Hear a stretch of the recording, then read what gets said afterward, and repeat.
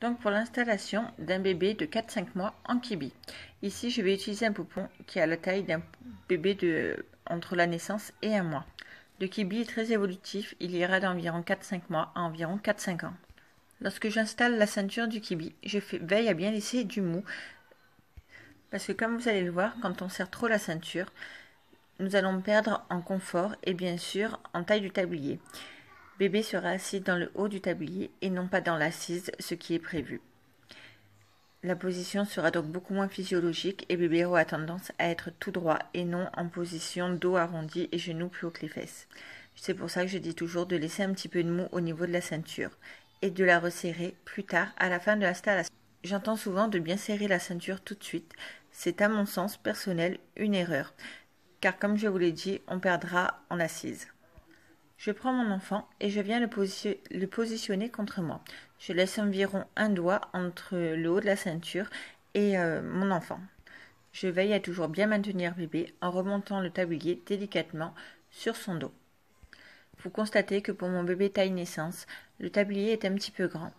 Ça ne gênera en rien la vidéo, mais je rappelle que le kibi est utilisable à partir de 4-5 mois environ. On laisse bien bébé s'asseoir dans le tablier.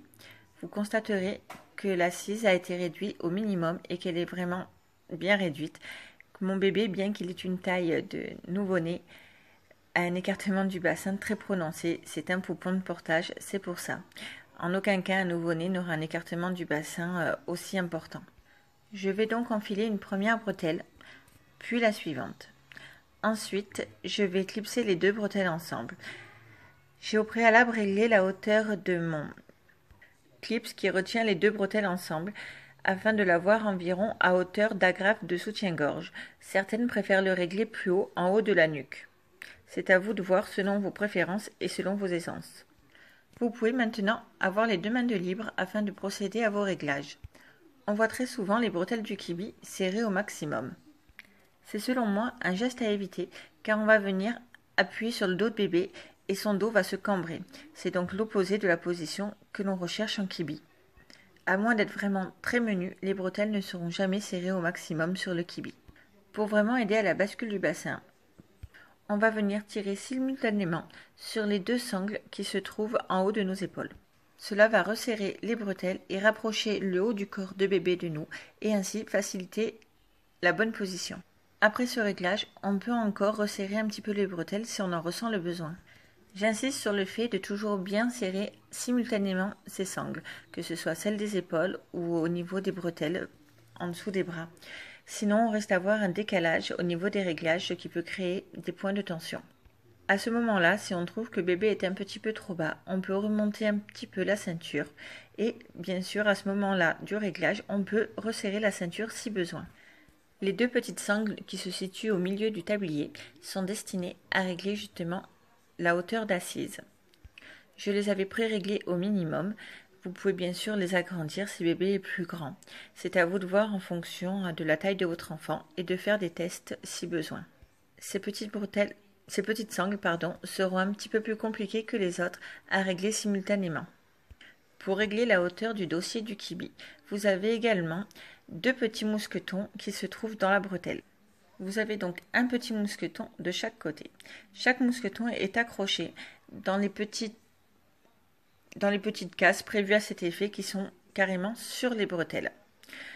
Une fois les petits mousquetons enlevés, vous allez pouvoir régler la hauteur du tablier du kibi comme vous le souhaitez. Vous allez voir que quand vous remontez le tablier, il faudra certainement desserrer un petit peu le haut des bretelles.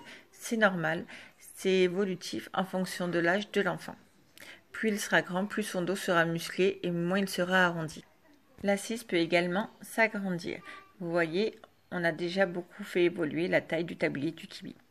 Je vais déclipser mes sangles et je vais sortir mon enfant de là afin de vous montrer le tablier du kibi plus en détail. Lorsque je sors bébé, je fais bien attention à toujours le tenir afin qu'il ne tombe pas. Pour enlever bébé, je déclipse toujours d'abord mes deux bretelles. Ensuite, j'enlève les bretelles une par une. Une main vient se placer sur le dos de mon bébé. Et ensuite, je viens le sortir par sa base et le poser en toute sécurité. C'est à ce moment-là que je peux bien sûr enlever la ceinture.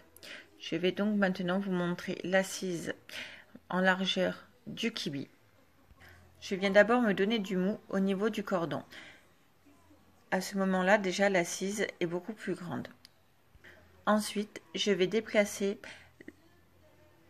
le petit élastique sur ma ceinture et les pressions, vous pouvez les régler comme bon vous semble. En les associant, à chaque fois, elles s'emboîtent. Il faut bien entendu procéder au même réglage des deux côtés. Ce sera beaucoup plus confortable pour vous et pour bébé. Vous pouvez bien sûr jouer sur le cordon si vous êtes entre deux pressions. Il est là tout à fait pour ça. Je vous montre donc là le tablier au plus grand. Donc pour information, le tablier du kibi va aller environ de 51-52 cm de largeur d'assise et à peu près 51-52 cm de hauteur de tablier aussi. C'est donc des mensurations qui sont très confortables avec un bambin. Au minimum, le kibi va faire une vingtaine de centimètres de largeur d'assise et une trentaine de centimètres en hauteur.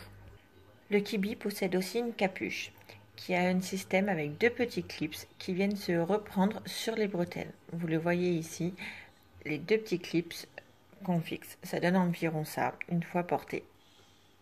À savoir que les clips de la capuche sont sur le même support que le clip qui sert à resserrer les deux sangles. Donc cette partie du kibi est également réglable. Elle vous permettra de déterminer la position à laquelle vous souhaitez que vos sangles se resserrent. Dans le dos, j'aime bien les avoir très bas, au niveau de la tache de soutien-gorge. Certaines préféreront l'avoir plus haute. Devant, c'est important de le régler aussi. Donc quand bébé est en position dos, les sangles sont devant, afin de ne pas l'avoir dans le cou et de ne pas se retrouver complètement étrange.